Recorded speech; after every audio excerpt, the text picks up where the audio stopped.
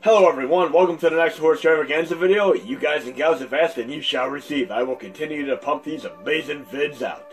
In any case, I'm on my PlayStation 4 looking at my download history and I have PT, a codename demo for an upcoming but unfortunately cancelled game, which would have been an entry in the Silent Hill series. This was meant to be a great tentative collaboration between, of course, Guillermo del Toro, the auteur, fantastic, brilliant mind director of efforts such as Shape of Water, Hellboy 1 and 2, and of course Blade 2. And Peter Jackson was going to pass the torch to him and let him do the Hobbit series, but he didn't want to be tied down, tethered to the series, so to speak. And we have another movie coming out by him very, very soon, which I'm definitely going to be seeing. And the other great in this collaboration would have obviously been Hideo Kojima, fantastic mastermind behind such efforts as Metal Gear Solid 4, 5, and the original MSX Metal Gear 1 and 2. Nothing to do with the Nintendo Entertainment System 1 and 2. I mean, I'm talking about Metal Gear and, of course, Snake's Revenge. And, of course, these MSX originals you can get on many number of different platforms on the Metal Gear Solid collections. And the theory behind Konami canceling this is because Hideo Kojima typically takes more than the allotted time and goes a bit over budget in his efforts, but they always turn out to be masterpieces. I mean, Metal Gear Solid 5 is untouchable and one of the most incredible games I have ever played on any system whatsoever. But they wanted to embrace the mobile phone market, and this is the popular theory. I mean, Nintendo did this, and it is a very, very fruitful venture because it is quick money in a very quick amount of time versus the 5+ years and vastly over budget that has occurred on games such as Metal Gear Solid 4 and 5. But in any case, we're getting back to more Horse Stravaganza, and we're going to be dealing with more licensing hell today. I'm going to be playing Transformers Devastation. And this is actually one of the very best examples of licensing done right that I've ever seen in my life, along with that great Ghostbusters game and the Deadpool game, which are also not based off of current hot properties such as TVs, movies, or cartoon series. I mean, typically, if you have something based off of a very, very current one, it has a chance of being inadequate, less than stellar, lackluster, average, or downright terrible or awful. But this game right here has pure love and adoration poured into it, and it really feels like you're living and breathing the original 1980s cartoon series. And I'm a big, big fan of all these 1980s and 1990s cartoon series, such as G.I. Joe, He-Man, Masters of the Universe, Voltron, and, of course, Transformers. And I even watched the original Gem and, of course, She-Ra with my sister. And since I love these reboots and see what they did with them, especially more current cartoons such as Voltron and Transformers and, of course, He-Man, and even now Thundercats, I watched the more recent She-Ra cartoon. I know no shame in that because it actually has elements directly attributed to the Star Wars series. In essence, I mean, we all know what tropes are. But look at this, I feel like I'm living and breathing the original cartoon series here. Great cartoon sequences, cutscenes, and it gets you right in the game all the way through. Let's check this amazingness out. A little bit of foreshadowing of what we're going to be encountering in the near future here in this game. Love these, and I love skippable cutscenes. I mean, Metal Gear Solid games and, of course, Metroid Other M have to learn from this. We need our skippable cutscenes. What in the world is all this? Wheelshock? Come in. And here we have Peter Cullen, the original voice actor for the cartoon series as well as the live-action movies. Awesome, awesome stuff here. And unbeknownst to many of you guys and gals, he also did the voice of the Predator. Awesome stuff there. And I did watch the more recent Predator movie that just came out. Very, very funny. Nice amount of blood and gore. Very, very entertaining effort. Definitely thoroughly enjoyed it. And I love these animated intro cutscenes here. Very, very cool. Very awesome. Okay, let's get into this. A little bit of a Devil May Cry fortitude going on here. Look at this awesomeness. And there are 3 sound effects that I wish I could thoroughly do, but I cannot do them too accurately in my test on my own accord. I really, really wish I could do Godzilla's roar, Chewbacca's roar, and of course the transformation sound effect in the Transformer games. I've actually played many Transformer games and done the Transformer sound effect by transforming over and over again, like this. You can do that all day long, so awesome. Look at this awesomeness.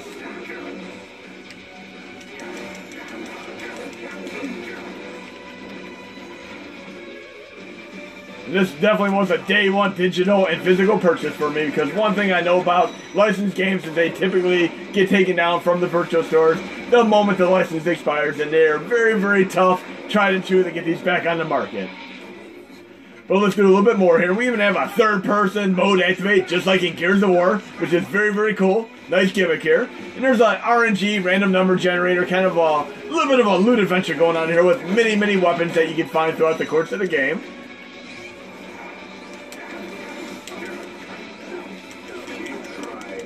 They did such a tremendous job on this.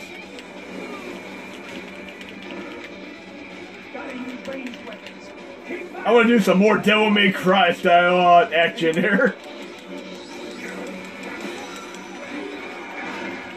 This is so cool. And they actually did another game like this, TMNT, which is not as good as this. It's kind of a rush job, unfortunately, and it is what it is.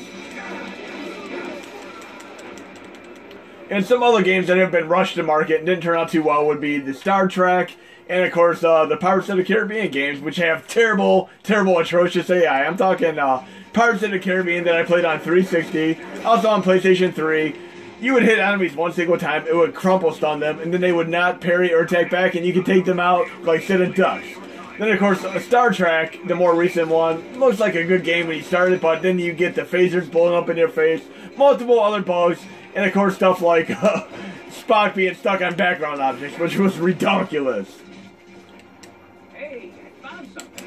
Follow me. And of course I need to do the inevitable transformation sound effect.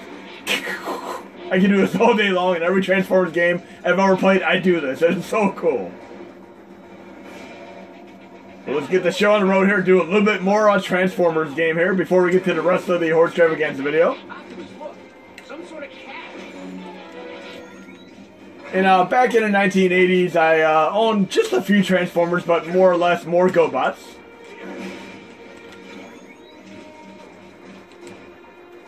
Okay. Never gets old. I really wish I could do Godzilla or of course, the Chewbacca roar, but of course I can't. Stay down. If I stay focused, I think I can get through.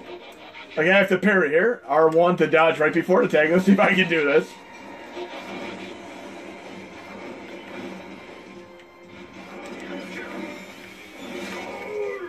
I need to focus before being hit here. A little bit of a timing.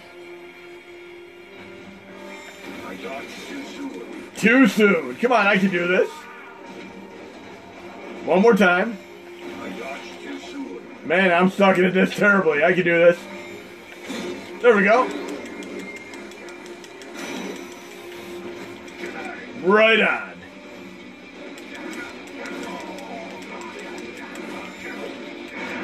Okay, this game is tremendously awesome. We'll get to the boss real quick and then we'll move on to the rest of the series.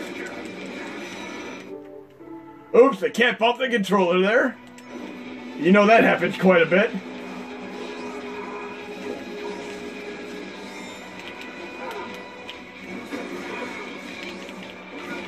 I love this Gears of War mode too. Very, very cool stuff here.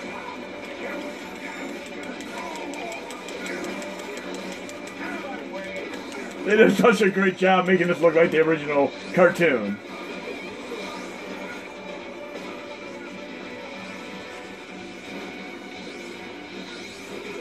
I should be nearing the boss here very, very soon.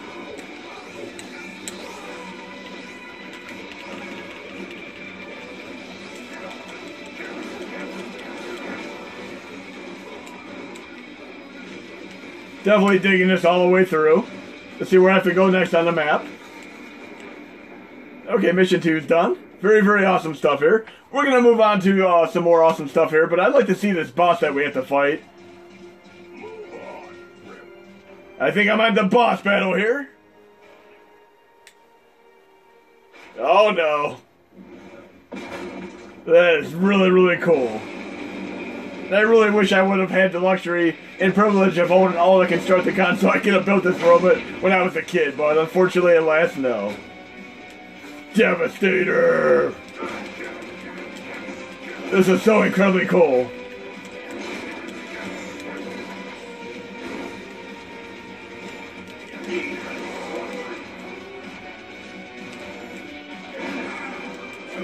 That was a waste of a special attack.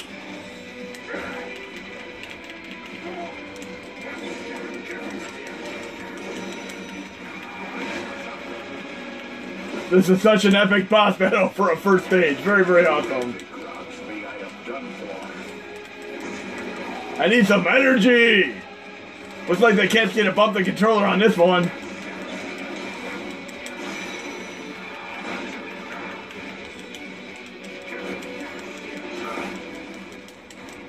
Optimus Prime got taken down. Auto repair kit, awesome. Forgot about that.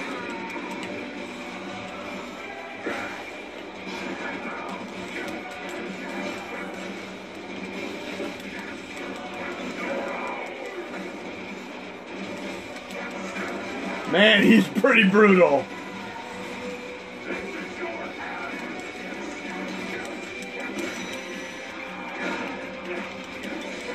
I got this.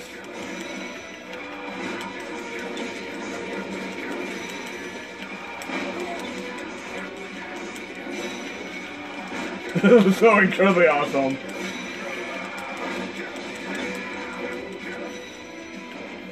Finish him! There we go. And on that note, we're going to move on to one more amazing game which also suffered license in hell. I'm talking about Gauntlet. And there's a great story behind the Gauntlet legacy as well. I mean, Gauntlet started out in the arcades, obviously. It was a Atari endeavor, but it moved on to other companies such as Midway and finally Warner Brothers as far as owning the rights to the game. But the original Gauntlet on Nintendo was actually an unlicensed game made by Tengen, aka Atari in disguise. I mean, there are a few different companies that actually use different subdivision companies in disguise. Nothing to do with the robots in disguise like Transformers and such, but there are various reasons for this. One of the reasons was the fact that Nintendo had some pretty sadistic rules in place back then, which didn't fare well for the companies involved. I mean, one of these was the fact that if you want to have a game on the Nintendo Entertainment System, you had to have Nintendo manufacture them for you at the cost of $10 US per cartridge. This is pretty evil, and it really cut into the profits of the companies. Atari didn't like this, so they circumvented the copyright protection and manufactured their own cartridges in unlicensed games such as Gauntlet, Tetris, and so on. But of course, Nintendo took them to court, and they ended up working things out, but they actually went in to the patent office and pretended they were Nintendo employees to get the information on how to circumvent the copyright protection of the Nintendo Entertainment System. And a few other companies were able to follow suit and also make games that circumvented the copyright protection. But Gauntlet is a great series, and I'm going to go into a few other factors that Nintendo also did tactic-wise. I mean, one of the other ones was Nintendo didn't want to have oversaturation of the market like happened with the Atari, so of course they limited companies to having only a set number of games or releases per year. And Konami didn't like this. They had so many games they could release, so of course Konami had a subdivision called Ultra Games, and we had games such as TMNT, Defender of the Crown, Skate or Die, Metal Gear, should we say Snake's Revenge, and so on. And I love playing the elf typically in the Gauntlet games, but right now I'm playing as a wizard who has a really cool advanced schematic as far as the controls are concerned. I can do combinations of the square, triangle, and circle button. Here I'm going to do square, and then I get this really nifty laser weapon. Very cool. And then I can do a circle, square, and get a little bit of an anti-gravity weapon. Very fun stuff here. You have three elements: ice, and of course fire, and earth. Let's check this out. Look at this awesomeness here. Great two-player mode activate button. And of course you have your typical spells and such. The potions to clear all the enemies out, but I saved those for when death appears on the screen. And we have a little bit of fire here. I'm going to do triangle, and I have the fire weapon. Basic fire weapon here. This is a beautiful game, and I'm going to definitely be playing more Gauntlet games in the near future.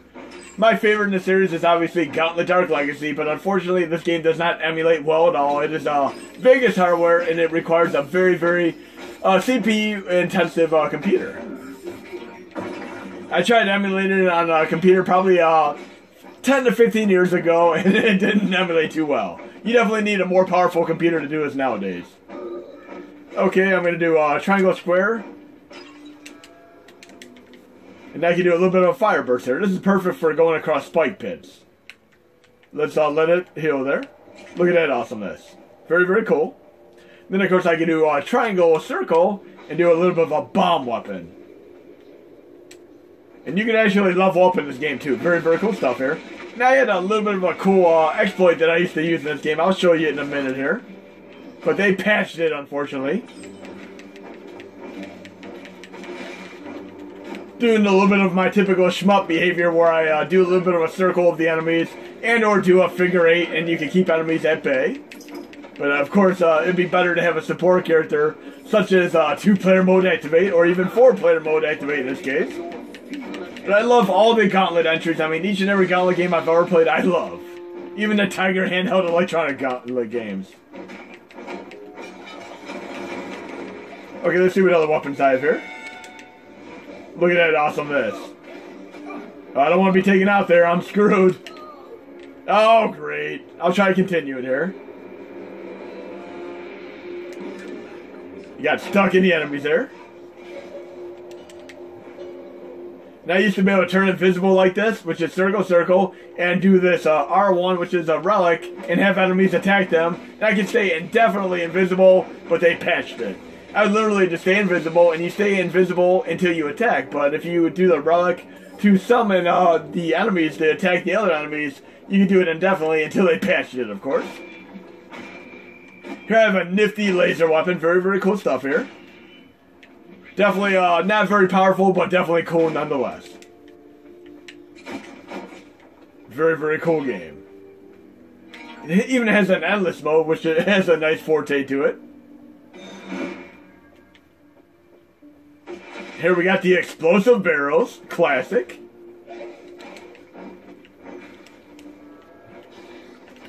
Love being able to summon these wizards to take on the enemies. Look at that awesomeness. I wish they wouldn't have patched it because you could get to the entirety of the game without having to worry about that.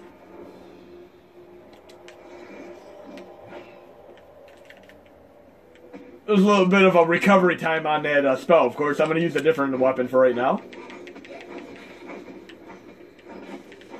Okay, let's blow up the barrel. See what's behind door number 2. Oh, great. A lot of enemies here. I swear that sound effect that I keep hearing when enemies pop up on the screen, I've heard that sound effect in the Supernatural live-action TV series. I swear I remember that. Love being able to summon wizards. Very, very cool ability. And there's a very, very cool ability that the warrior has too, where you can actually get exponentially large and kind of do a Thor hammer style attack. Very cool stuff.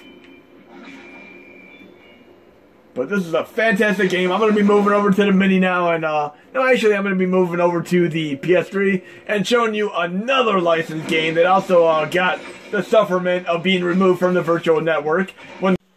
Okay, we are on my PlayStation 3 now, and it's like a factory of sadness with the amount of games that you simply can no longer download. I'm going to show you a few of these right now, but I'm not going to play them all. I'm going to play just one today, and I'll play more in future videos.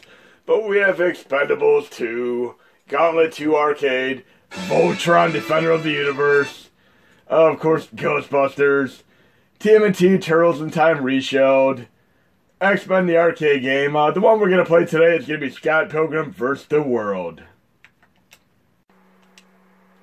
This game is most certainly a love letter to the 8-bit side-scrolling brawler genre. I mean, this looks like you're playing a Nintendo Entertainment System game current day. Very, very cool stuff here. One of the best ones that I played, along with Mighty Final Fight and Bobo's Big Adventure more recently. Very, very cool stuff.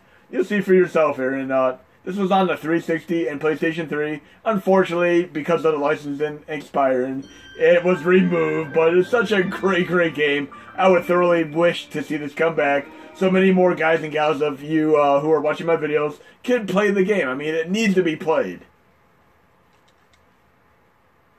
Okay, let's check this out for a moment here. And I have to say, oh, winners don't eat meat. A good play on the Data East arcade games of the 1980s, 1990s, where it always used to say, winners don't use drugs. And I actually did watch the Scott Pilgrim vs. the World movie. I didn't think it was going to be a great movie, but there are so many Easter eggs and references to different movies and such that it ended up being highly entertaining. Well, let's check this out for a moment here.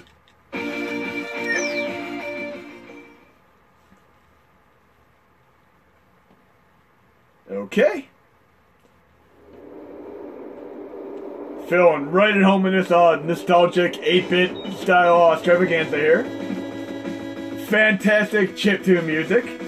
How many of you have played River City Ransom dozens upon dozens of times? I most certainly have. I probably beat it probably a couple hundred times. I definitely need to play the more recent reboot that was on 3DS. Now, of course, I had the Nintendo Power with the pull-up map, and I knew where all the shops were. It was just such a fun game to play. Definitely got a sense of humor going on here. And you actually do have a level up system, which is very, very cool. You unlock new moves as you traverse the game. You'll see for yourself. I should be able to level up at least once or twice.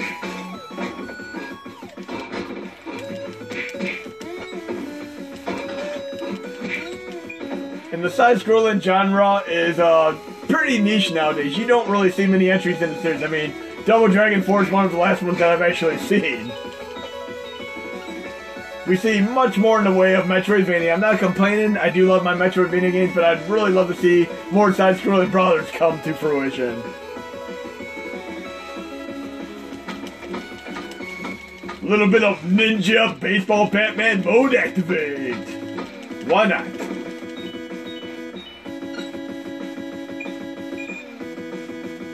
And Castle Crashers is another brawler that I played in the last decade that is also equally fun. But this game here is just tremendously cool.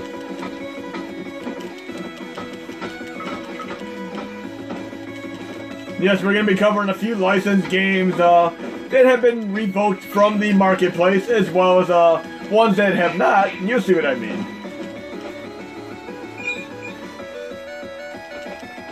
I need to level up here. I need some more moveology here. Should be very, very close.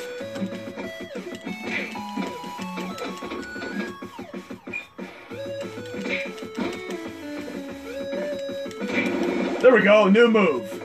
I can do a double tap and, okay, cool. A shoulder smash, or a slide attack. Very cool. I can live with that.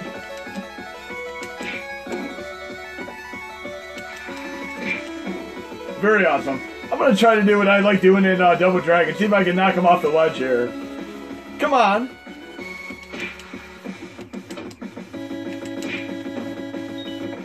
Ah, close enough. Let's get a baseball here. How many of you seen Raid 2 Redemption where they actually have a baseball and a baseball bat as a very creative weapon? Very funny stuff. Oh, great. We'll do a little bit more of this game. Let's take this guy out with a baseball. Okay.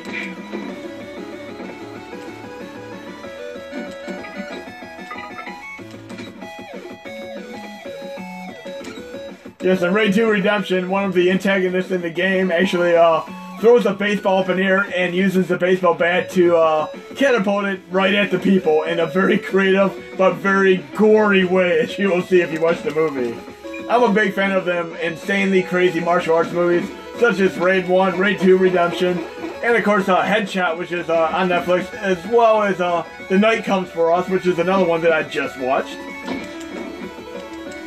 If you're talking about brutal violence, One Shot Night Comes For Us. I mean, within the first 10 minutes alone, the amount of violence in the movie is absolutely insane.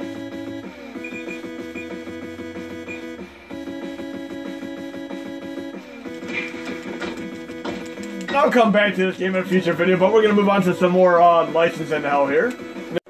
Okay, I'm on the mini now, and I'm looking at Gauntlet Legends, which I'm going to stay for a rainy day. Another fantastic entry in that series. I'm going to be doing more dungeon crawlers and such. But right now, I'm going to be doing something that I've been holding back on for a long, long time now. I'm going to be playing Silent Hill for the first time ever in my life. I've never, ever played this game. I've never even seen the movie. I played Alone in the Dark, Resident Evil, countless other survival horror games, but I've never seen the movie or played any of the Silent Hill games other than the PT canceled demo for the upcoming Silent Hill game. So here you go, Dink Games. I'm going to be doing my initial impression of the first time I've ever touched this game. Let's see what it's all about. And I definitely contemplated getting the PS3 remaster of this series, but I heard it had pretty bad reviews, so I stayed away from it. And of course, I do know about the fog factor in the game. I've heard about that countless times. The cleverly masked fog, which you'd expect in a Nintendo 64 game, like Body Harvest, and of course Castlevania, which would mask the drawing distance. But in a game like Silent Hill, it adds a very, very cool suspense factor as an element. But let's check this out and see if I get creeped out and get a jump scare too. Okay, I can run. Awesome.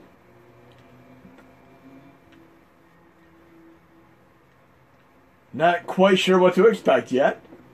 Again, if any of you have played the PS3 remastered versions, let me know if it's worth getting into. Oh great, this is never good. I feel like she's gonna be a zombie or such.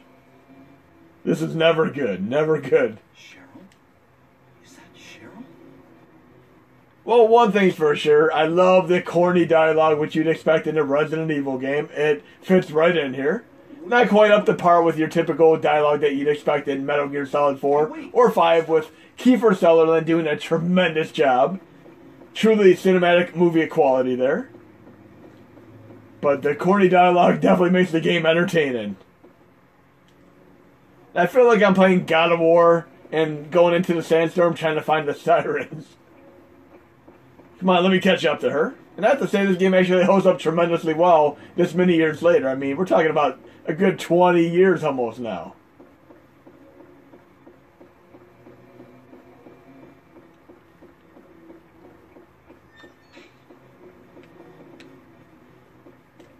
I'm loving these camera angles that are fixed. Very, very cool. Definitely adds to the suspense level as well.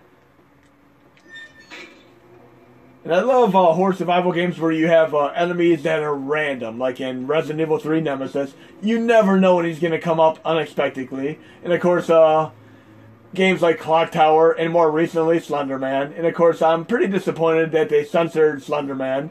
They took approximately 12 minutes of footage out of the movie because of a real-life crime that two girls enacted based on the legend of Slender Man. I would very, very much like to see the uncut version because I heard the movie is absolutely incomprehensible as a result of the censorship. Very, very cool stuff here, though. Definitely thoroughly enjoying this.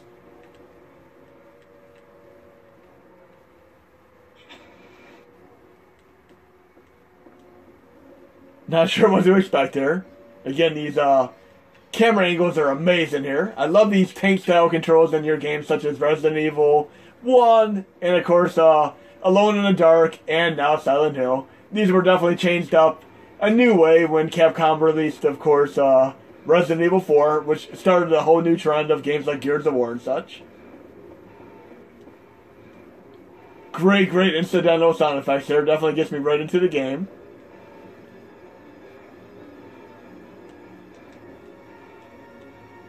I'm feeling a jump scare coming on here. Oh, great. What is this? What is this?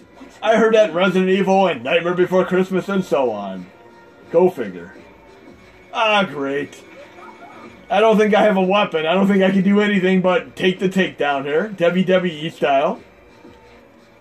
Kind of reminds me when I played Legacy of Kain, Blood Omen, where I basically kept trying to take on the enemies, lay Victor over and over again, but I found out the hard way that you cannot do that. But great, great recommendation day games. I'm definitely going to be playing this again. And if any of you guys and gals have played the remastered versions on PlayStation 3, definitely let me know if I should be checking these out. And I'm a big fan of Dino Crisis 1 and 2, as well as Parasite Eve 1 and 2. I love the horror survival genre. And more recent entries are incredible as well. Okay, let's see what else we have here. Oh, look at this. To camp up the keyboard, we have 3 icons for RetroArch from the home menu interface. And these are going to be in the next core set update. And I give Volcano Pelvis a tremendous thanks for doing the artistry here. We have RetroCat Extreme here with the cat playing with the Power Glove and RetroArch on the Mini. Very, very cool. And we have RetroCat Extreme here with the cat playing with RB the Robot, the Power Pad, and a light gun Easter egg. See if any of you guys and gals can figure out what this light gun is from. And then, of course, the cat bumping the keyboard. We all know what that's about. I'll fill it in on the release notes. But right now, I'm doing a bit of... Oh, what's this? Cat House Blues Cat? Come on now. That has nothing to do with cats. That has something to do with brothels. And I have to tell you, I'm a big Game of Thrones fan, and right now I have Hulu. I'm watching a show that has a lot of similarities to Game of Thrones, but it takes place in the 18th century with brothels. It is called Harlots. Very, very interesting show. If you have Hulu, definitely worth checking out. And right now I have a bit of a backlog here. I have 150 plus games in my main user interface. I would not at all recommend doing this because you will get a C8 error on shutdown if you do this. I am primarily doing this as a test right now. Do not put this many games in your home user interface. You'll have problems with C8 errors. But right now I'm going to be playing Milan Secret Castle. Milan Secret Castle is most certainly the black sheep of the Hudson Legacy. They're behind such great efforts as Bomberman. Who doesn't love Bomberman? Star Soldier, Mario Party series, Jackie Chan, Kung Fu, and they went on to make some other tremendously awesome stuff like Far East of Eden, which many of you guys and gals love, a great RPG. And I'm going to start out this game which seemingly starts like your typical Mario or Little Nemo-esque platformer, but it is anything but. I have a Bubble Bobble-esque style weapon here, enemies flying around, and you're going to find out very, very quick this is a painstakingly, frustratingly difficult game, which you're simply not going to get through like point A to point B Mario style. Since I do have CloverCon installed with Hashi, I'm going to hold down the attack button and push select to do Turbo Fire Activate. And I'm going to go around hitting some blocks and see what I can figure out here. I have this little thing here. I'm not quite sure what to do with that yet. And I have to say, for many, many years ago, when I first played this game, I had no clue what I was doing. I was completely lost. And this is one of those type of games where having Nintendo Power would have definitely helped you get further. There, I found the key. But I hate to say this. I'm going to give a little bit of a spoiler alert. I'm going to show you what to do. Look, you even have a little clue up there to these doors right here, or windows are in the shape of an arrow which kind of point you to the right. But watch what happens if I try going here now. If I go through that door, I'm outside again. Guess what? Now I got to do this entire stage all over again. So yes, you find the door and go right outside. The umbrella gives me turbo fire, cool. But these enemies give me 0 invincibility frames, so every time I get hit, it's like Mega Man 1 glitch where you're hitting the enemies and pausing it over and over again. And getting countless hits on them with the electro beam and such. Here, you're screwed. You can have one single enemy, even the lowliest enemy in the game, take you out in one single pass through your body. But I'm not going to go through that door now. I'm actually going to do what I need to do. Spoiler alert. I'm going to go to the bottom of the stage and do the little bonus stage right here. Okay, that's the first thing I'm going to do. This will help me earn some quick money to buy the item that I need to get to the next area in the game. So it's like an offshoot Metroidvania game in essence, where you have to find items to get to the next area. This game was tremendously popular in Japan, but not so much in the United States where I hail from. As a result of this, there's a little bit of a horror extravaganza thing going on. The sequel to this game was never released in the United States, but in Japan it was, and I'm going to showcase that game next. I found the sequel to be a pretty fun game that was recommended to me by a great, great friend in Spain, Marco's GM, but I'm going to show you it after I do the little first leg of this game here. So after you do this bonus stage, which gets you a little bit of money, you want to have at least like $16 worth of money. Right here, these blocks. I'm going to hit these blocks, and then I'm simply going to push this one block. And then shoot the last block. Right there. Now I have hints. Secret entrance in the front wall. Bump head to find box. Obviously, that's what I did to find a bonus stage. You can see at the top left, you can get about 12 items to traverse your game. Here I'm buying these shoes to help me jump higher, okay? Now I need to go up to the top of the stage, and hopefully I won't get taken out by these crazy enemies by the time I get up there. Yes, these enemies are very difficult because of the 0 invincibility frames. And these springs that were over here, I could actually use those now, too, if I want to. Like so. That'll help me out in the next area.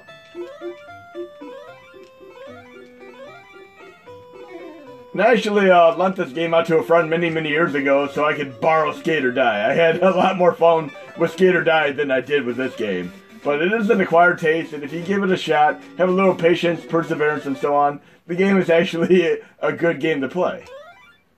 Find us all. Crystal has mysterious power, and the crystal actually helps you continue the game. You get it after you beat the first boss, but it doesn't tell you how to use it. You have to hold left and start to continue your game, because otherwise the game is over. But you can see the game is actually somewhat manageable once you kind of know what to do, but you could easily spend a good hour or two in the first room alone trying to figure out what to do. But I'm going to play the sequel to this game next, which, sorry to say, was never released over here in the United States, but probably because Milan Secret Castle didn't do too well over here. Here it says over 3 to 4 million copies sold on the box art, but definitely not in the United States, in Japan. Okay, I'm going to go to the Super Nintendo version of it, which would be the Super Famicom version. I passed right by it. It is a Do Re Mi Fantasy Milan no Doki Doki Daibuken. And you're going to see a little bit of a spitting image of another game which did come out in the United States. But this is a very, very cool game. Again, my friend recommended this to me, Marcos GM. Thanks again, man. And Hudson made some really, really good Super Nintendo games. I mean, I'm going to show another one after this since I'm on a tangent right now. But if you like games like Mickey Mouse, Castle of Illusion, World of Illusion, and of course Magical Quest, you'll be right at home in a game like this. It is also very deceptive. It starts out like a simple platformer, but it gets much more difficult, even to the point of being as hard as some of the stages in Donkey Kong Country. And we all know how hard Donkey Kong Country can be at times. Especially the 3DS and, of course, the Wii versions. Very, very difficult. But great soundtrack.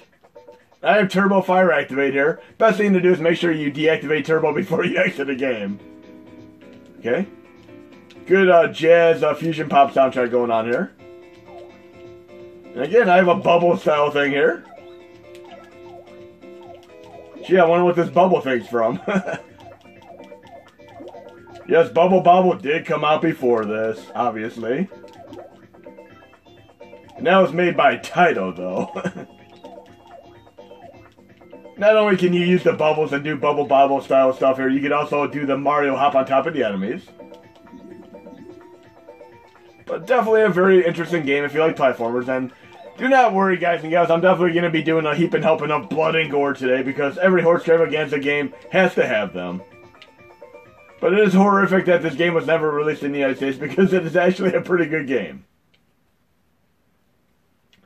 And again, some of you might have already figured out which game did come out in the United States that we got instead of this. Has a great, great, fantastic, amazing soundtrack. One of the absolute best ones ever. Right up there with the likes of Streets of Rage and, of course, Revenge of Shinobi. See if any of you can figure out which game I'm talking about before I get there.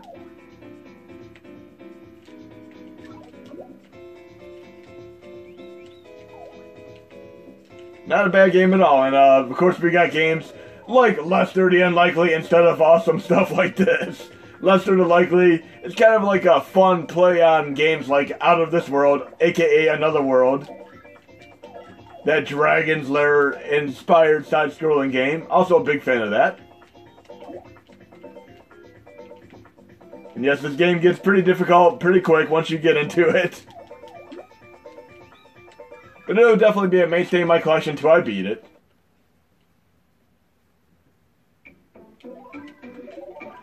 And yes, the stages add one new element as you progress.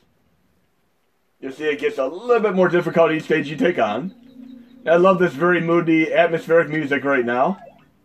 Very, very similar to World of Illusion and Castle of Illusion right now. Them disappearing leaves, we don't need that.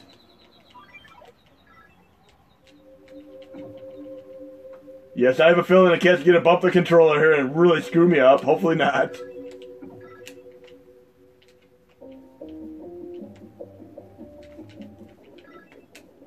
Now, I played enough Mario 2 to hopefully be able to get through this. I mean, Mario 2 had a tremendous amount of jumping going on with it. No cat bumping the controller today, hopefully. But yes, I definitely recommend this if you're into games like Donkey Kong Country, and of course, the Adventure Island series. And I'm going to be going more into the Adventure Island series in future videos. Because Hudson made Adventure Island 1, and then they continued to make more Adventure Island games, but another company, Westone, took the legacy of the Adventure Island games and turned them into the Wonder Boy series, which is very, very Metroidvania in nature. I love each and every Metroidvania game in the Wonder Boy series. And like movie sequels, they're all out of order where you have no clue which one's which, but I'm going to cover them all in another video. I'm a big, big fan of them, and they've done reboots of them on PlayStation 4 and Xbox One as well. And there's an upcoming one on Nintendo Switch, which I'm going to look into as well. Again, I'm probably not going to get a Nintendo Switch until Metroid comes out on it, but I'm considering it. A very, very cool game, and I'm going to show you the other game, which is very, very similar to this, that we did get in the United States. We're going to move on to that now. And I'm going to show you the name of this game one more time so you can move on to it. But again, thank you, Marcos GM, for recommending this to me. Great, great example of a game that is definitely worth checking out. Do-Re-Mi Fantasy Milan no Doki Doki Daibuken. And the other game that came out on Super Nintendo that we did get in the United States was Super Adventure Island. And the soundtrack to this is impeccable. It's right up there with the likes of some of the earlier 1990s music that is in kind of the hip-hop R&B style dance craze that we had with Technotronic, Pump Up the Jam, and Marky Mark and the Funky Bunch with Good Vibrations. Just listen to the soundtrack here. Fantastic all the way. Now I remember listening to this on the sound system, seeing this Mode 7 activate, and them coming right at me. Sounds like something you'd hear in Marky Mark and the Funky Bunch song, or Technotronic Pump Up the Jam.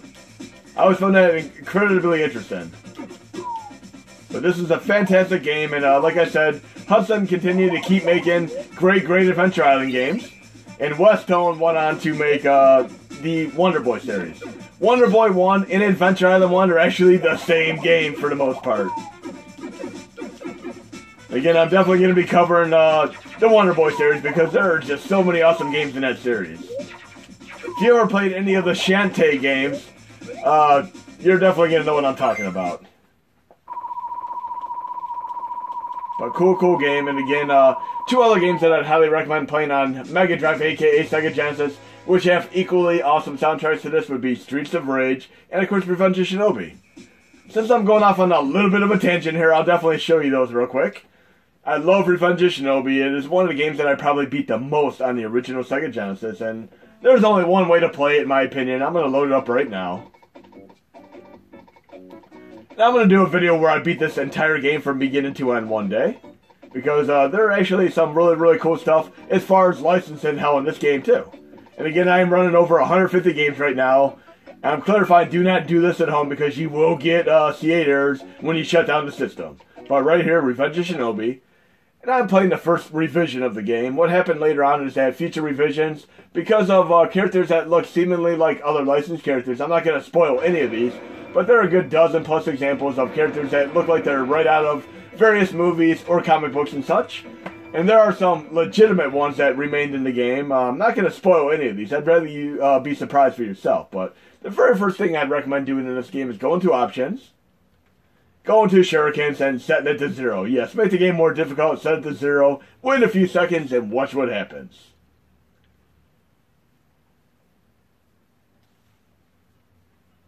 Infinity Shurikens activate! And those of you who played Double Dragon 2 are going to know exactly what I'm talking about now. Just watch. I'm going to start the game with this incredibly awesome soundtrack.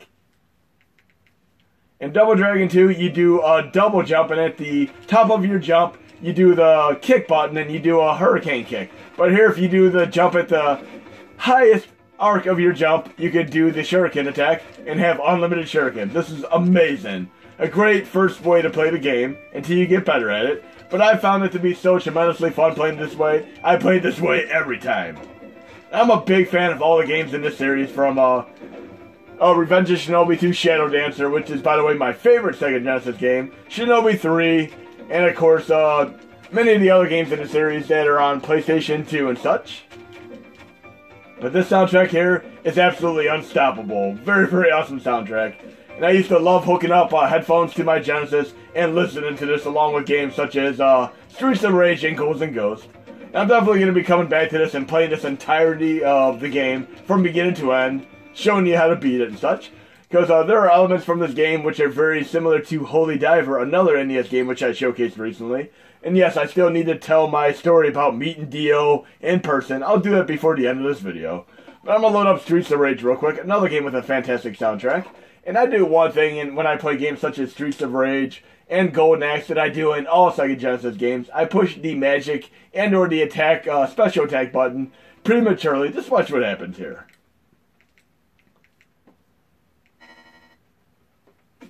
Okay, and I'm a big fan of this series, even though they did censor it for the United States and the Japanese versions have a little bit of variance as far as the enemies are concerned. Dominatrixes and such. Yep, I do the special attack button every time, accidentally. Pump up the jam, pump it up. Sounds a lot like Technotronic, just like Super Adventure Island sounded like Good Vibrations by Marky Mark and a Funky Bunch. And when the incidental piano part comes in here, you know exactly what I'm talking about. It looks like part of the Foot Clan is coming to the game. Come on, Shredder. You can do better than this.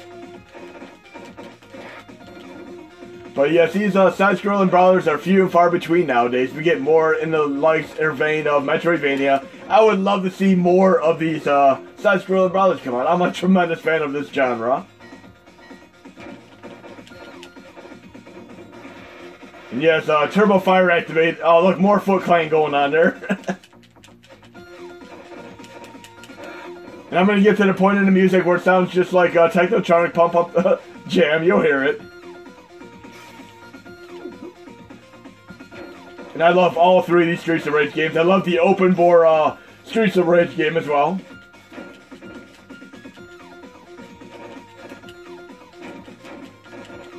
Great two-player mode activate game.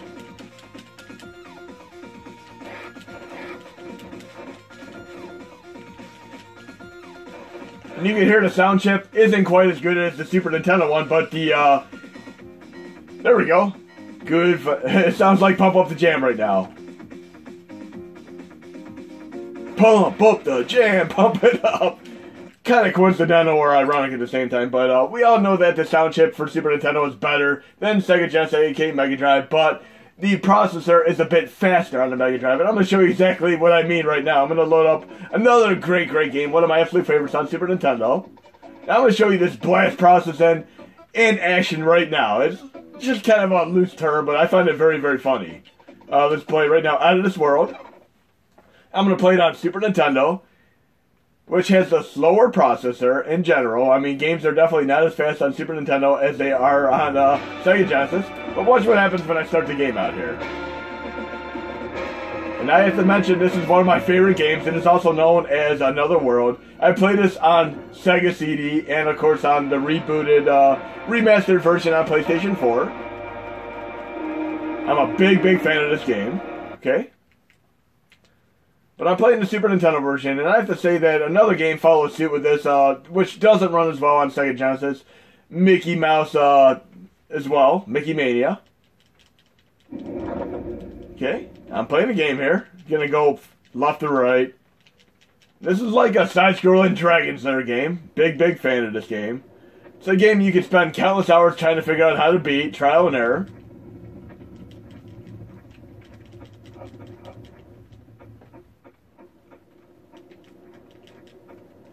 And I love that, oh, there's that really cool cinematic approach there. Now you notice the game isn't running as fast as it can run, but if I load up the Sega Genesis version, you know, I'd recommend playing this on the remastered version of PlayStation 4 and or Xbox One, or even playing the Sega CD version. That is the best version to play, but I'm going to load up the Mega Drive version right now, which is actually faster than the Super Nintendo version. So here's what I'm going to consider or deem blast processing at its best. And I noticed this many years ago and I found it tremendously interesting. So a Mega Drive version of Out of This World, aka Another World. Blast processing mode activate. Yes, you can actually play this already incredibly difficult game with much better performance on the Sega Genesis than you can on the Super Nintendo. But with a lesser sound chip, the music isn't as good. So you kind of have a direct choice between having better sound quality on the Super Nintendo or the better performance on the Sega Genesis. Or you could just play the remastered PlayStation 4 and or Xbox One versions and have the best of both worlds. But I am particularly fond of playing the Sega CD version, complete with a prequel called Heart of the Alien. But I'm going to play this game like I would typically play a game, willy-nilly just run from point A to point B and see what happens.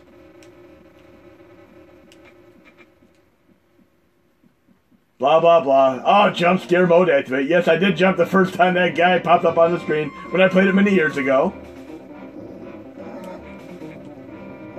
It can easily take you 4 to 5 hours to even get anywhere in this game the first time. It is crazy hard.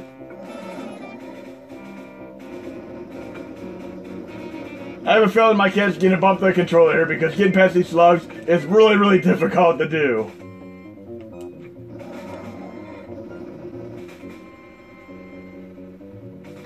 Oh, great, my Toomba!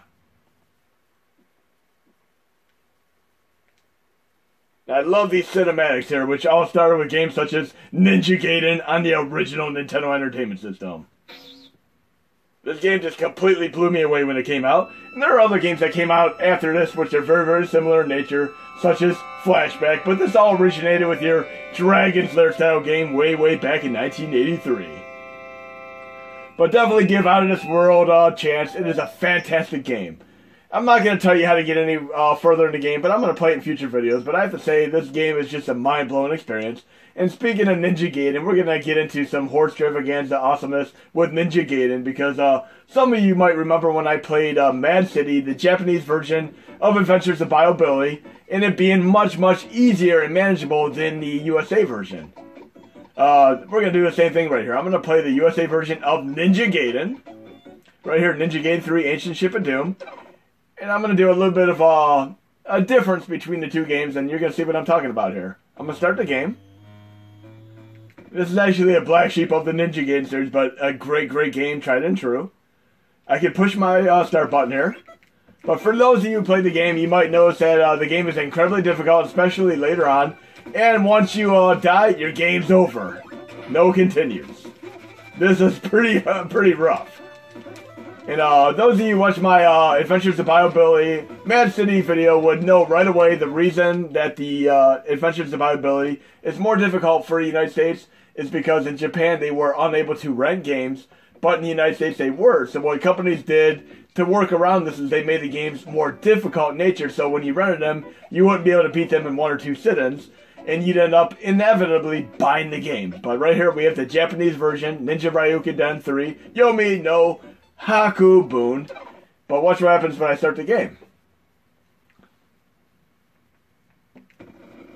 We have a password system, infinity continues, and not only that, the later leg of the game is much more easier. The enemies take less hits. Yes, if you ever want to beat Ninja Gaiden 3, you can play the Japanese version, which is far superior than the travesty, which ended up being the United States version, because they made it more difficult, took away the unlimited continues, made enemies more difficult, all that good stuff, took away the password system, just because we were able to rent the game in the United States. This is ridiculous. But great, great game, and definitely much more manageable and beatable by playing the United States version. A very, very cool game. Love it all the way. And I'm a big, big fan of playing the Japanese version now. But definitely come back and play the Japanese version.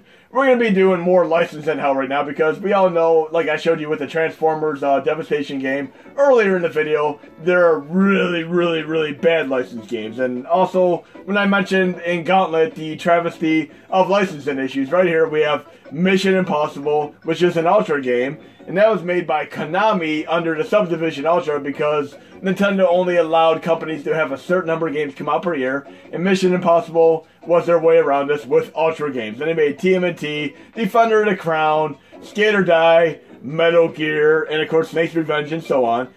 And another great game, I'm not going to play this today, but I would highly, highly recommend playing Lone Ranger, which is a great, great, very, very obscure, unknown game, but it is a tremendously awesome Konami game. Definitely check it out.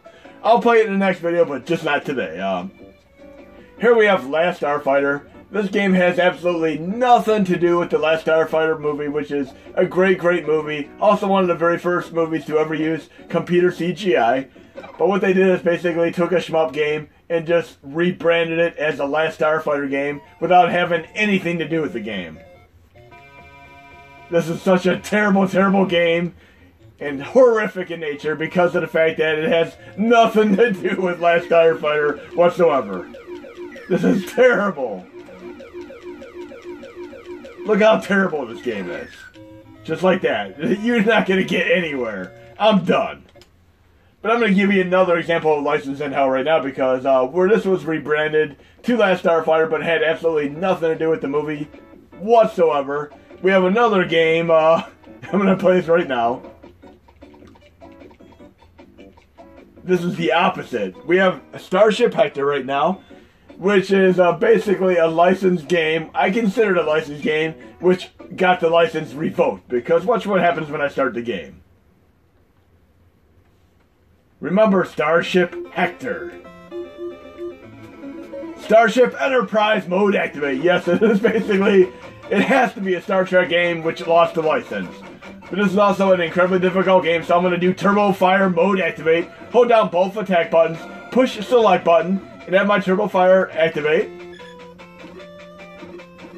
Okay, Turbo Fire. I need my bombs in Turbo Fire too. But if you ever played Legendary Wings, it is a little bit like that, but much more difficult. I mean, you're not going to even make it past the first stage unless you have a little bit of a shmup experience. But there's a little bit of a few tips you could use to get to the game. I'll show you one here. But Turbo Fire is definitely one thing you're going to want in this Star Trek game.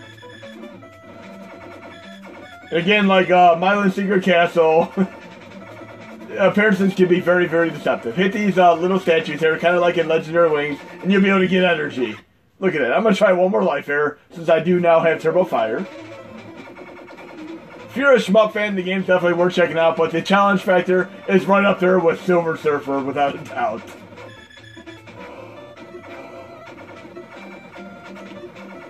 It seems like a very cutesy game, but it is tremendously difficult. And they're right there, hit them, and you can get some energy. And one thing I love about the original Nintendo is the amount of slowdown. Slowdown helped out in games such as Gradius. But this is what I consider the opposite end of the spectrum, a licensed game which had the license revoked. I cannot confirm nor deny this, but I'm going to say this was meant to be a Star Trek game. And I'm very, very unlikely to make it past the first stage, as I mentioned. It's very, very difficult, with no mercy whatsoever.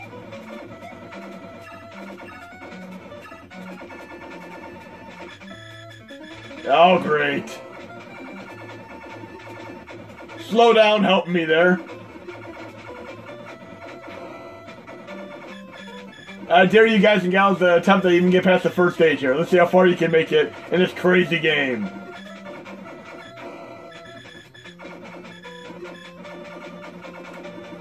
And like in Milan Secret Castle, you can be taken out in a very, very short amount of time.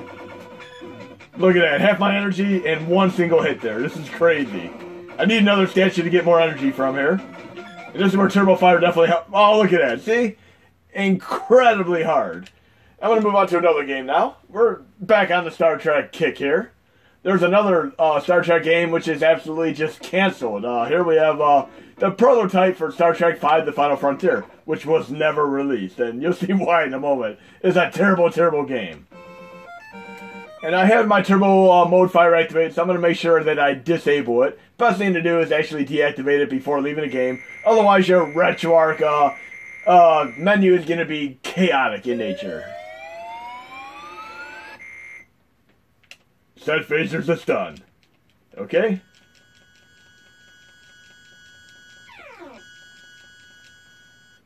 But Starship Hector I actually had a bit of fun with. But look, here's our canceled prototype Star Trek V Final Frontier game.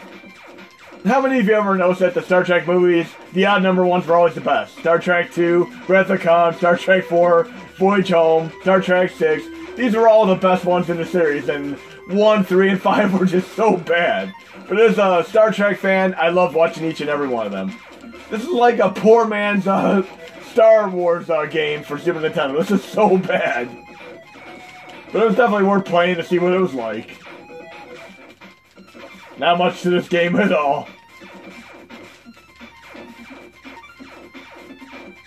I don't even know if I'm going to make it past the first stage here. This is ridiculous. But yes, this is Star Trek V Final Frontier. Not Final Frontier, you know what I mean. Yeah, it was Final Frontier. What am I? I'm getting a little bit of lost off on a tangent there. But here's another terrible licensed game, Swamp Thing. And I hate this because I'm a big Swamp Thing fan. I love first of the two movies with Louis Jordan in them. And I was a big fan in the 1990s of watching the Sci-Fi Channel one, Swamp Thing, along with Highlander. And of course, shows like Renegade on USA. I would watch them all the time. But look how bad this game is. So yes, many licensed games just turn out to be so bad. Look at that. 3 hits, I'm done. I wonder if Angry Video Game Nerd ever did this game. Doesn't get better than this. I mean, if you're going to complain about Silver Surfer, play this game, and Silver Surfer looks like an absolute masterpiece in comparison to this. I'm not getting anywhere. This game just plain sucks. And not only does it suck, but watch what happens if I play the canceled prototype version of the Swamp Thing game that was meant to be tentatively on the Mega Drive. Right here we have Swamp Thing on the Mega Drive, which was a game that never came out, but it is equally bad to the Nintendo version, which did come out. This game is just bad. Looks like I'm doing a weird dance.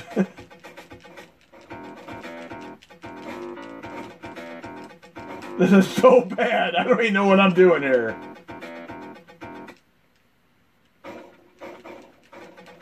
They really do need to revive Swamp Thing. Kind of do like a Hellboy style thing with them.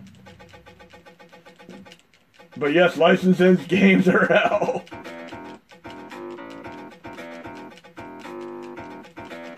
And why does it have music which is similar to Toe Jam and Earl? What's that about? And speaking of other licensed games which completely suck, I'm a big fan of the Warlock movies, which had Julian Sands in them. Julian Sands was a great actor to watch back in the day, and I love his resurgence in the 24 series as a villain as well. But let's play the Super Nintendo version of Warlock right now, which is also a really terrible game. And I went right past it. And I have so much backlog right now that I'm showcasing many of these games so I can simply remove them from tainting my main user interface. Developed by Real-Time Associates. I'm afraid to look up at any other games that this company has ever made, because not only do we have the dreaded LGN logo, but this game is just terrible. It's only good to play for a laugh. I'd probably rather play the Home Alone game on Super Nintendo than play this again. But yes, I'm a big fan of the movies, and yes, this looks a little bit like the Frankenstein and Dracula games, which aren't half bad on Super Nintendo, but this is a pretty bad game. Seems like it could be a cool game, but it really is pretty bad. We're talking like Jekyll and Hyde proportions here.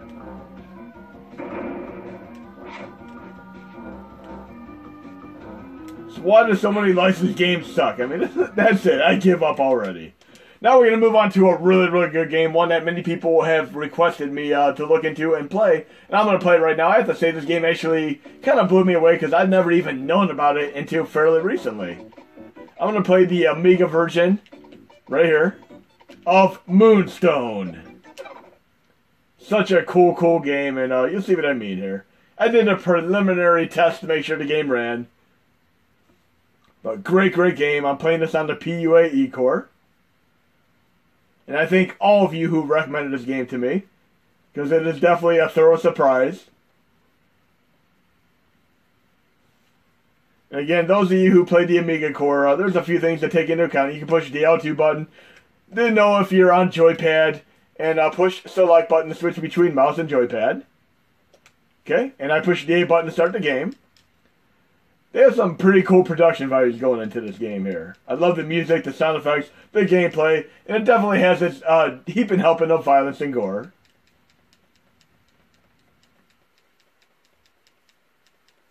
And any of the games that I showcase in my videos, if you want to see me play them longer, be sure to ask me. Like Scott Pilgrim vs. the World, I definitely like to play the entirety of the game for you guys and gals if you'd like to see it. But yes, it even has an incredibly cool intro, great music and all that. But I'm not going to make you wait 2 minutes to see the intro. I'm actually going to pause it and get in game. And here we go. I actually have to say this intro is so awesome that I'm actually cut back to it and letting you hear this great music and seeing these great cutscenes here. Really gets you right into the game before you even start the game. But yes, I'm very, very happy that many of you recommended this to me, and I'm definitely going to be doing many, many more Amiga games.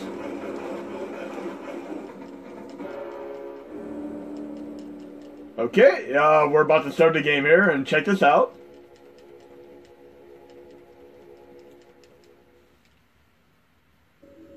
And we know the very, very first thing that I need to do is go into the options and turn gore off, because we don't want to have any blood and gore in our Horse Stravaganza games, right?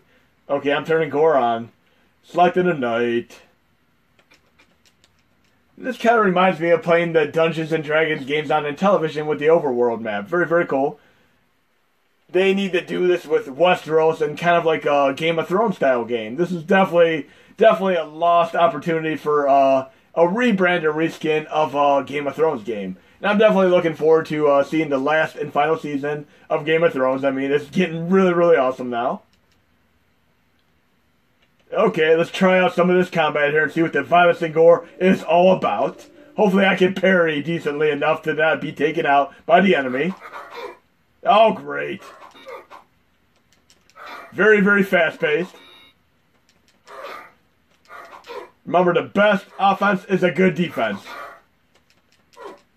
Oh, yeah! That is so awesome. I can see why people recommend this game. That violence and gore very, very much reminds me of games like Immortal. Immortal is another fantastic game. It's been a while since I played this. Like a month or so ago, I did a little test through for the first minute or so. I'm not even sure how to beat this game. Any of you guys and gals who have actually beaten this game, let me know what I have to do to actually beat the game.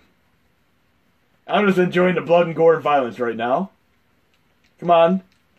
Oh, what am I going to do? I'm going to battle with Sir Belaine. I'm going to push start to pull up the keyboard and pick the 1 button. Okay.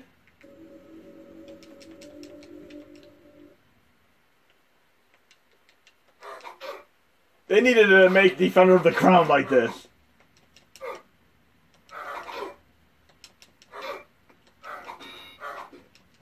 Very, very cool game. They definitely need to bring this back on PlayStation 4, Xbox One, and or Nintendo Switch. Look at that, we put in a double KO there. That is awesome. Okay, we'll try one more battle here, and then we're going to move on to some more Horse Stravaganza awesomeness. But those of you who are already initiated with this game, give me a few tips and clues. I'm not even going to go to GameFAQs. I'm just going to wait for your comments and try this game and keep it in my mainstay collection and try to beat this game. Need more combat here. Again, it very, very much reminds me of playing Immortal. Alright, let's take this guy out. Definitely impressed with this game, though.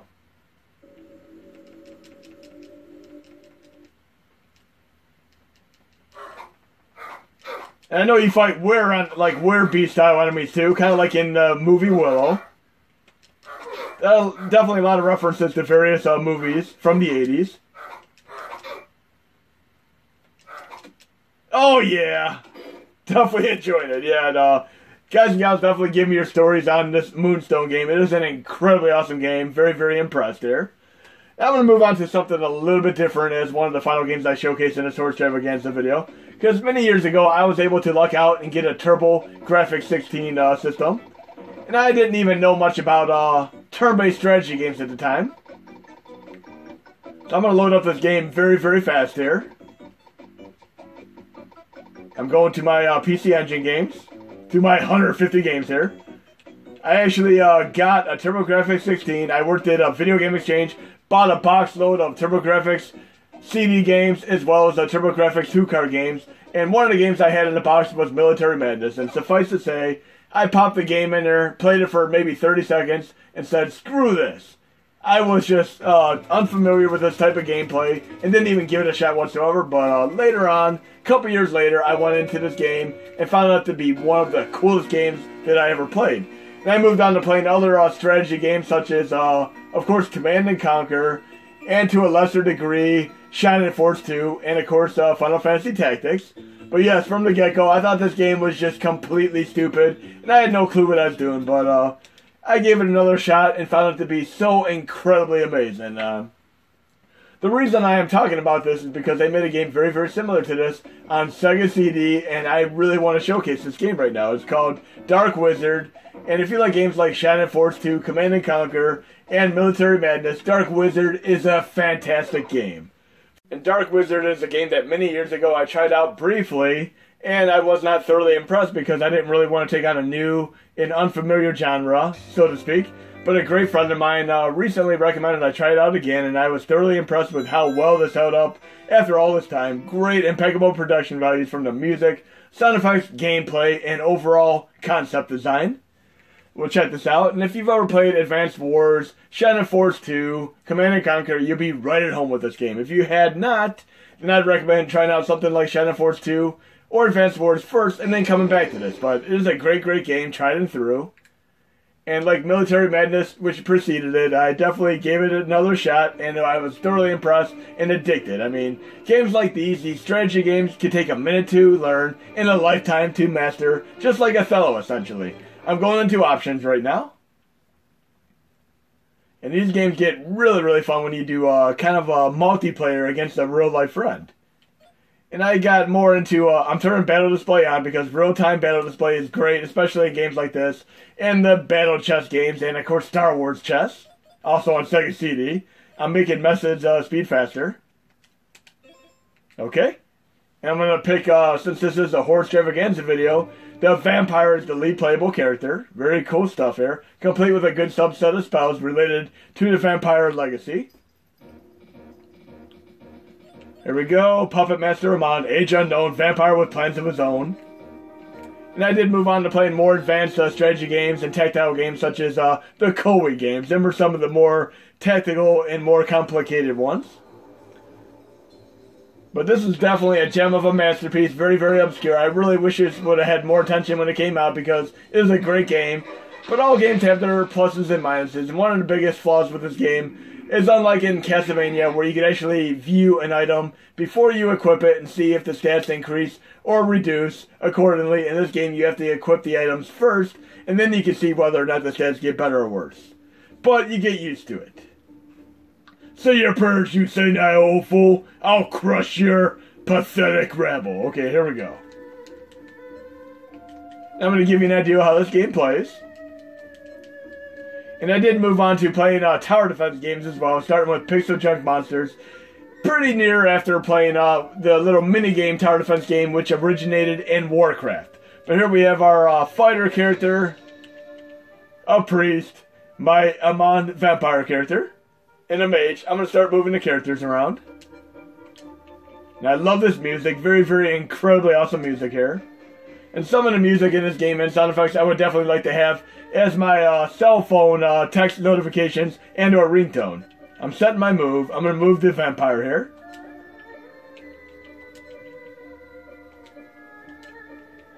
There we go. Set my move. Sounds like the type of music you'd hear in something like Lawrence from Arabia or the Aladdin game and or Assassin's Creed.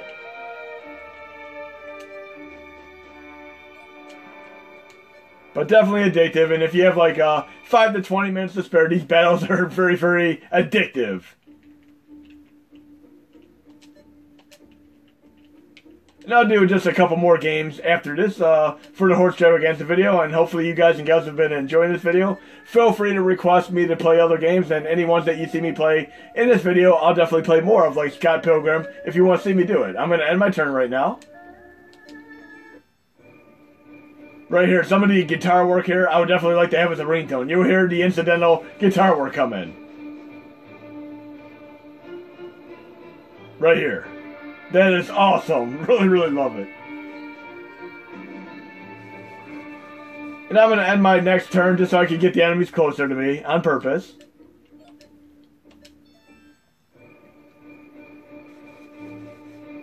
And I play some real-time strategy games as well, but I love these turn-based strategy ones where you have no time limit on what you want to do. I mean, Final Fantasy XII is kind of cool because they had the element of real-time as well as turn-based as an option in the settings. That worked out incredibly well. Okay, if I end my turn one more time, I should be able to get a little bit of an enemy battle here. And again, it is fun to see the actual battle animations. Those are always fun to see. Now look, the harpies can fly over water. My normal fighters and mages cannot do that.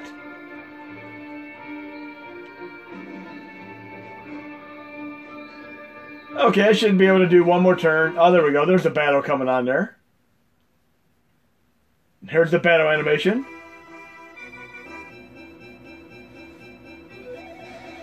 You're going down, Harpy. I'm going to bring in Amon the Vampire and just make short work of this character.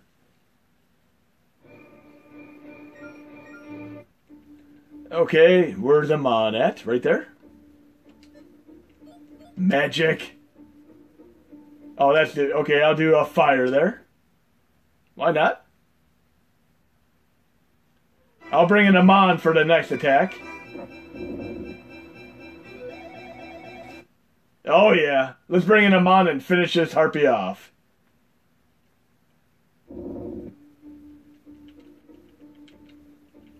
Okay, Amon's gonna finish the battle here. Magic, let's just take this harpy out with some hellfire.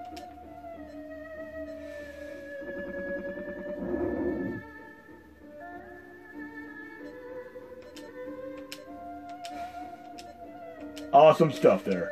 Again, this is an incredibly very addictive game. Definitely worth checking out. We'll do a little bit more of a battle here. We'll take out one more enemy. There's Chimera.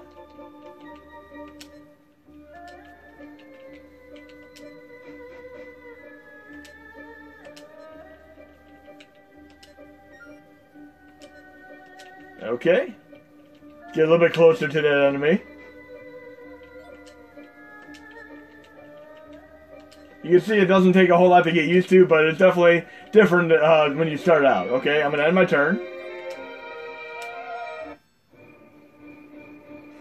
Take out the Chimera. Okay, it's on. Oh, great, my energy's kind of low. I'm probably going to be taken out. Just a sliver of health left. I need some energy here. I should have a cure spell, though.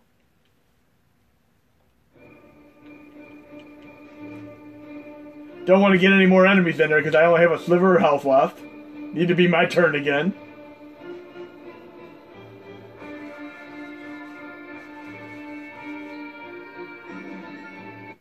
Okay. I'm going to move out of here. Oh, actually, just use my magic and cure myself.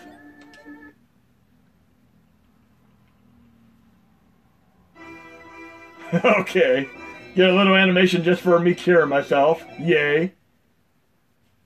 I have a feeling I'm going to be taken out by the Chimera with one single hit now. But hopefully I'll be able to use him on to take him out.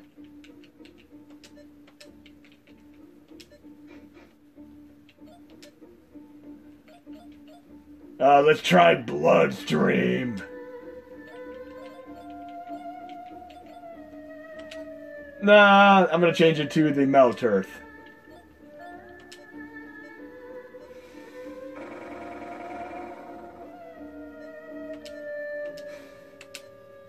Okay. Yeah, Mon the Vampire is very, very cool. And not only that, your characters can level up. Very, very cool stuff there. But we're going to move on to a couple more games now. But definitely check out Dark Wizard. Again, Archnoculus, thank you so much for recommending this game. I love it. What else do we have to play real quick before we end this video?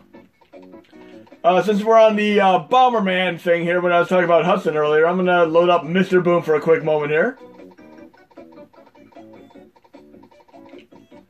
And I'm going to make this in the update so you can play it in a different way than you're accustomed to. I'm loading it from the main user interface right now. Boom is a great Dino Blaster clone, aka Bomberman. I mean, tremendously awesome core. I love playing this on a regular basis. And with the update, you're going to have a full soundtrack, as you can hear right now. It is incredibly awesome. And you also have the theoretical ability of doing 8-player mode activate with the Wi-Fi adaptability on the minis. But let's get the show on the road here. I also had the luxury and privilege of ascertaining a copy of the original Bomberman game, along with the box of Who cards and other TurboGrafx CD games. I mean, great pinnacle achievement for Hudson. One of their very best first games. And I absolutely love playing it even to this day. I still have my Turbo Duo. And I especially love playing the Sega Saturn version with the 8-player to 10-player mode activate with 2 multi-taps. Now, yes, you can theoretically play this 8-player mode activate on the Mini. I mean, this is incredibly awesome. I love seeing that there are elements from the various later Bomberman games, especially the Super Nintendo ones in there. I mean, such as the kangaroos and all that good stuff. And I love the power-ups. Right here I got an extra bomb, so I can lay out 2 bombs at once. Okay. I just need a little bit more of a blast radius. Let's take out this guy. Oh, great. Come on. Yeah. Get back up there. This is an awesome multiplayer game.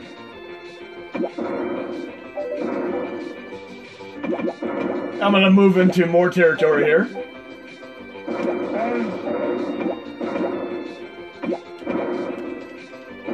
There we go. Bye-bye. Now I can move faster. Oh, great. I blew up the power up, too. Now I have remote control bombs, at least.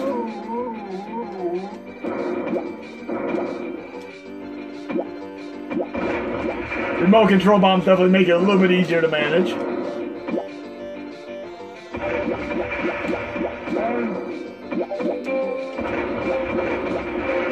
Oh, great. Oh, well, but you get the idea. It's such an awesome game. We need our 8-player mode activate without a doubt, but let's pick one more game for the tail end of this video. And again, you're going to be able to have the full soundtrack and run this from the main user interface with the update. What can we do as our final Horde Stravaganza game here? Let's pick a good one.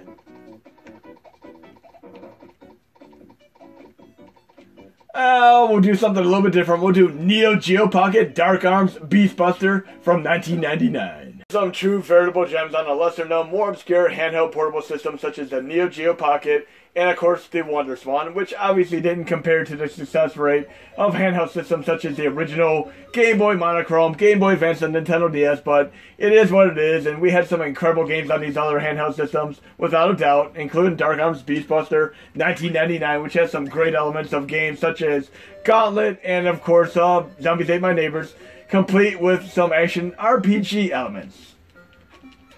And the original Game Boy was tremendously awesome, especially with its great lineup of games such as Tetris, Super Mario Land, Gargoyle's Quest, one of my favorite action RPGs of all time, Nemesis, Double Dragon, and of course Battletoads. But we have some great games on Neo Geo Pocket, and even Atari Lynx, which I actually picked up and returned because I didn't like that the batteries died that quick, the screen didn't look that good, and the price point was far too high. But great game here, definitely worth trying, and you might find yourself thoroughly surprised by how addictive and cool this game is. And speaking of Game Boy, I'm actually going to be showcasing another thing that's going to go into the next update. And one other thing I'd like to mention here is that the Wonder Swan Color actually has this really nifty thing. Final Fantasy 1 and 2, which were done with better graphics, gameplay, music, and so on. These were actually done first on Wonder Swan Color and then later done on Game Boy Advance, DS, and so on. But yes, they originated with the original Wonder Swan Color before anything else. Right now I'm going to load a Nintendo Game Boy core. And I'm going to load Gambetta. Load content, Start Directory, Dummy Folder Method. And we'll load Hudson's Adventure Island. One of the other things that I showcased in prior videos is the fact that there's a green monochrome DMG shader that you can use, but it's very CPU and GPU intensive and slow down your minis as a result. But watch what happens when I start this game. Okay, I'm going into core options here. Quick menu core options. I'm going into Game Boy colorization, enabling it to auto. Internal palette, Game Boy, DMG, resume. Look at this awesomeness.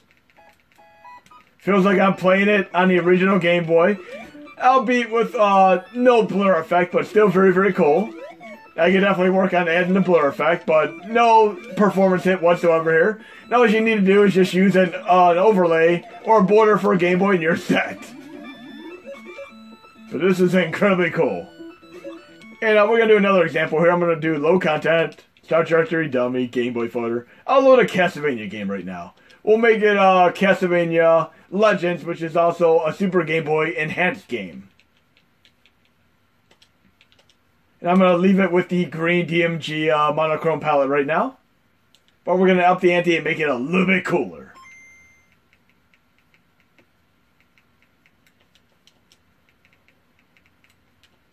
Definitely a lot cooler not having a performance hit here. And I'm going to work on more as far as the overlays and borders are concerned to try to flesh out this experience even more.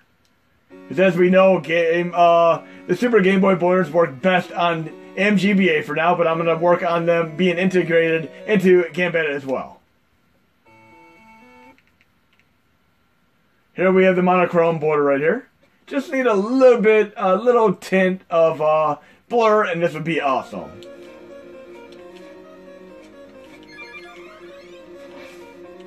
Okay, now we're going to go back into core options here. And I'm going to change Game Boy DMG to a Super Game Boy palette. And there are quite a few of these here. Off of the real Super Game Boy cartridge and such.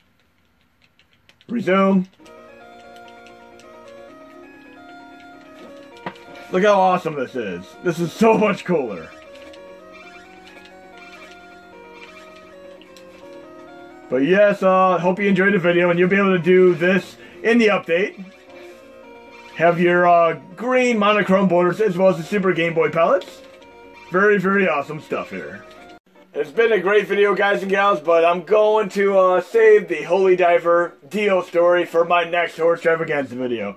I'm going to finish posting this and get the update out. Enjoy your day, guys and gals, and hope you enjoyed the video.